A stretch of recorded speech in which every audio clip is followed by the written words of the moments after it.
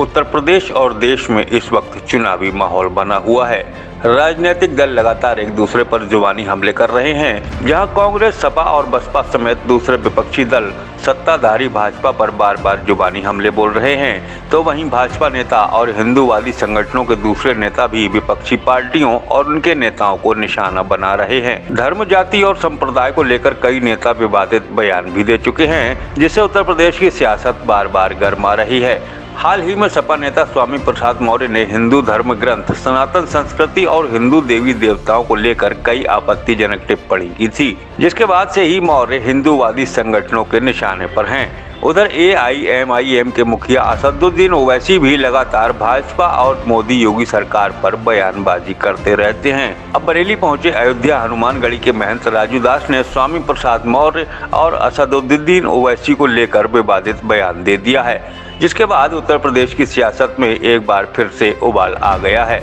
सपा नेता स्वामी प्रसाद मौर्य को निशाना बनाते हुए महंत राजू दास ने बरेली में कहा है कि सनातन धर्म पर बोलने वालों में अगर हिम्मत है तो इस्लाम धर्म के खिलाफ बोलकर दिखाएं, सिर धड़ से अलग कर दिया जाएगा। महंत राजू दास एक धार्मिक कार्यक्रम में हिस्सा लेने के लिए बरेली पहुंचे थे।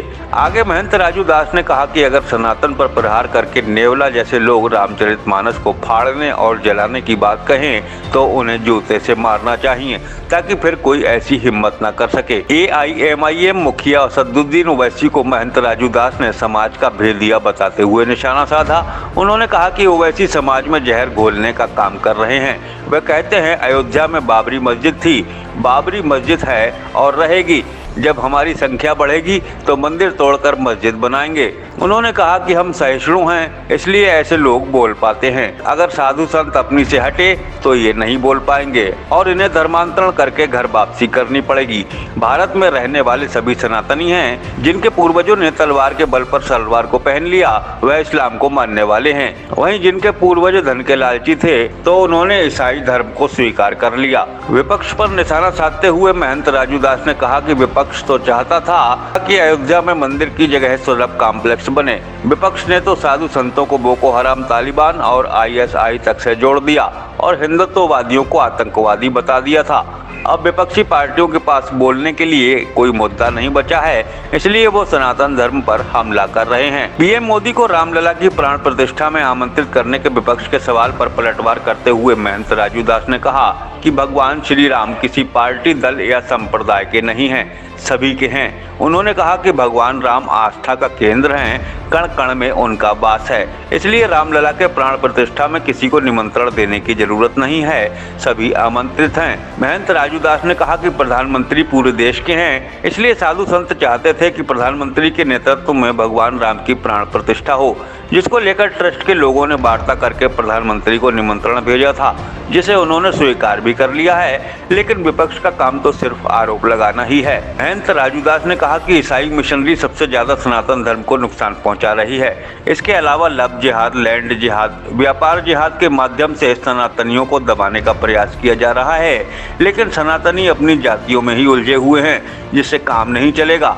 सनातनियों को संगठित और जागरूक होने की जरूरत है। आतंकवादी विचारधारा के लोग जो सनातन को कम करने का चेष्टा करते हैं, ऐसे लोग उनके साथ उठ बैठ कर प्रयास करते हैं। तो मैं सभी संगठनों से, हिंदुत्ववादी संगठनों से अपील करूंगा, निवेदन करूंगा, आप लोग उनके साथ उठिए, बैठिए, पर चर्चा करिए। ठीक है, हम बेटी का संबंध नहीं कर सकते, रोटी का तो संबंध कर सकते हैं, उनके दुख सुख में शामिल तो हो सकते हैं। ऐसे करके जो ईसाई मिशनरी है सबसे ज़्यादा टारगेट वहीं पे करती है और सबसे ज़्यादा अगर कोई नुकसान पहुंचा रहा है तो अभी देश में वर्तमान स्थिति है ईसाई मिशनरियों के द्वारा नुकसान पहुंचा रहा है। दूसरा, लव जिहाद के माध्यम से, लैंड जिहाद के माध्यम से, व्यापार जिहाद के माध्यम से सनातनियों को दबाने का प्रयास किया जा रहा है। लेकिन हम क्या है कि हम फलाने मिश्रा, फलाने सिंह, फलाने यादव, फलाने कन्नौजिया, फलाने ये, फलाने वो, फलाने ऐसा, फलाने ऐसा, इससे काम नहीं चलेगा। हम थोड़ा सा संगठित हों, हम एक बार कहें तो गर्व से कहें कि हम सनातनी हिंदू हैं। इस भाव को लेकर थोड़ा सा प्रयास हम लोगों को करना चाहिए। हम जरूरी नहीं कि पूरी बरेली को ही हम ठीक करें। हम जहाँ रहने बस 1, 2, 3, 4, 5, 6 जो हमारे ड्राइवर है, चालक है, नातेदार है, रिश्तेदार, थोड़ा जागरूक करने की जरूरत है। जैसे आपके मुंह से मैंने सुना, मैंने कहा पहले माला पहनाया जाता है, बाद में उसकी गला काट दी जाती है। आपने कहा कि नहीं अब वो जमाना चला गया, अब काटने की वक्त आ गई है। आपके मुंह से सुनना चाह रहा था, अच्छा लगा आपके मुंह से भी सुना, तो बहुत सुंदर। जब तक हम जागरूक नहीं हो गए है ना, तब तक ये हमको दबाते रहेंगे। आज मामूली बात थोड़ी ना है, आज हम लोग हिंदुस्तान में हैं तो हमारे पूर्वजों ने कितना संघर्ष किया, तब है, फ्री में नहीं है। उसका अधिक कैसे है नहीं। बताओ, मीना बाजार हमारी माताओं की लगी, सवा मन जनेऊ तोला जाता था, तब औरंगजेब पानी पीता था, मामूली बात है। तब हम आज बचे हैं, तो समझो मेरे पूर्वज कितने सहनशील थे, कितने प्रतापी थे, कितने कर्मनिष्ठ थे। तो इसके नाते हम लोग थोड़ा सा लालच में इधर उधर हो जाते हैं, अच्छी बात नहीं है। गर्व से कहो हम हिंदू हैं, ठीक है, आप अलग अलग दलों में काम करिए, मैंने कहा था कि आप बीजेपी में करिए, आरएसएस में करिए, संघ में करिए, आप कहीं पर भी काम करिए, हर एक दलों में काम करिए, कोई दिक्कत नहीं है।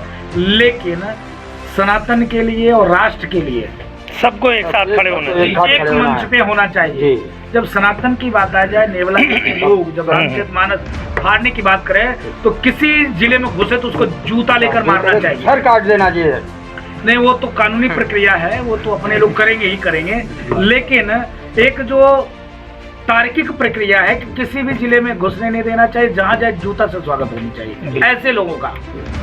भाई हम तो किसी धर्म का अपमान नहीं करते, नहीं। आपको कृष्ण अधिकार दिया है रामचरितमानस फाड़ने जलाने प्रतिबंध करने की बात करना, ऐसे लोग के बीच चौराहे पे तो खड़े करके फाड़ देना चाहिए, किसी को अधिकार नहीं है।